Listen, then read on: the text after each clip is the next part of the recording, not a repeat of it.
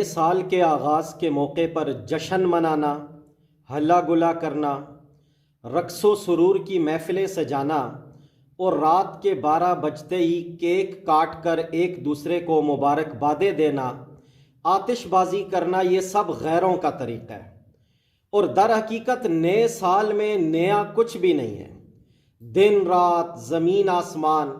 سورج چاند، سب کچھ وہی ہے۔ بس اگر کچھ نیا ہے تو وہ یہ کہ ہم اپنی موت کے اور قریب ہو گئے، اور آج تو وہ زمانہ آ چکا ہے جس کے متعلق نبی پاک علیہ السلام نے فرمایا تھا کہ قیامت اس وقت تک قائم نہ ہوگی جب تک زمانہ آپس میں بہت زیادہ قریب نہ ہو جائے، یعنی مصروف زندگی کی دوڑ میں دن رات کی گردش بہت تیز ہو جائے گی، چنانچہ سال مہینے کے برابر، مہینے ہفتے کے برابر اور ہفتہ دنوں کے برابر اور دن گھنٹے کے برابر ہو جائے گا،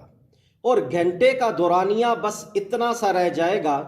کہ جتنی دیر میں آگ کا شعلہ یکدم بھڑک کر بجھ جاتا ہے۔ تو حضور نبی کریم صلی اللہ علیہ وسلم کے اس فرمان کی روشنی میں آج وہ زمانہ آ چکا ہے اور ہم بڑی تیزی سے اپنی موت کی طرف بڑھ رہے ہیں۔ اس لیے ضروری ہے کہ ہم فضول کاموں